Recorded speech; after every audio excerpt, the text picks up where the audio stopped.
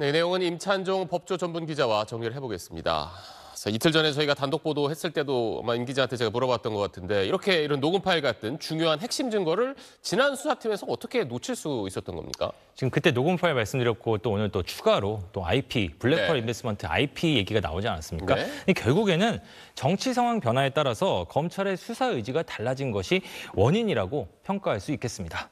미래에셋 증권 계좌와 관련된 김건희 여사 육성 녹음 파일과 방금 말씀드린 주가 조작 주포인 블랙펄 인베스트먼트에서 김 여사 계좌 거래를 위해 HTS에 접속한 IP 주소는 모두 미래에셋증권 압수수색을 통해 확보해야 하는 자료입니다. 과거 검찰 수사팀도 그래서 미래에셋증권을 압수수색했습니다. 당시 수사팀은 미래에셋증권 측이 보내준 자료에 김 여사 육성 녹음이나 블랙펄 IP 주소가 없었다는 입장입니다.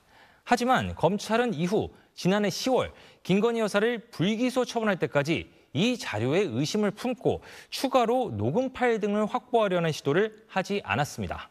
그러다 재수사에 착수한 지 약 2달 만에 압수수색 자료와 관련한 추가 요구를 했고 그래서 핵심 자료를 받아냈으니 결국 검찰의 수사 의지 문제가 비판의 대상이 될 수밖에 없습니다. 저희 단독 보도가 나간 뒤에 다른 언론사에서도 많이 보도를 내놓고 있는데 그 가운데 보면 녹음 파일에서 김 여사가 주가 조작을 주도했던 회사를 언급하는 내용이 있다 이런 보도도 있었잖아요. 그럼 이거 명확한 증거가 되는 거 아닙니까? 네, 그 부분에 좀 오해가 있는 것 같은데요.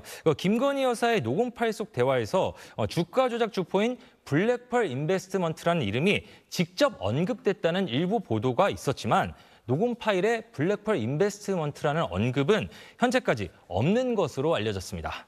대신 검찰은 녹음 파일과 다른 자료들을 종합 분석한 결과 김건희 여사가 그 녹음 파일 속에서 언급하고 있는 계좌 관리자가 블랙펄 인베스트먼트 측으로 보인다고 판단한 것으로 알려졌습니다. 그리고 결국 블랙펄 언급 여부보다도 김건희 여사가 자신의 계좌를 이용해 누군가가 주가 조작을 하고 있다고 인식하고 있었느냐가 공모 여부를 가르는 핵심인데 저희가 보도해드린 것처럼 이 녹음 파일 속에는 계좌 운용자가 주가를 관리하고 있다는 취지로 말하는 김 여사의 발언 등 김건희 여사의 주가 조작 인식 정황이 다수 포함된 것으로 알려졌습니다. 지금 김건희 특검이 수사팀을 한참 구성하고 있는데 이 정도 증거가 확보됐다면 검찰이 특검에 넘기기 전에 자체적으로 수사를 마무리할 수도 있는 건가요? 어떻습니까?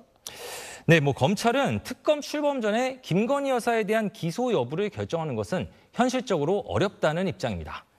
증거를 확보했다고 해도 기소 여부를 결정하기 위해서는 통상적으로 당사자 조사가 필요한데 김건희 여사가 검찰의 출석 요구에 불응하고 있기 때문입니다. 게다가 현재 재수사팀에서 사건을 수사하고 있는 검사들 중 상당수가 곧 출범할 특검에 합류할 것으로 전망되고 있어서 결국 도이치모터스 주가 조작 의혹 사건은 특검에서 마무리될 것으로 보입니다. 네, 알겠습니다. 임찬정 기자, 오늘 소식 잘 들었습니다.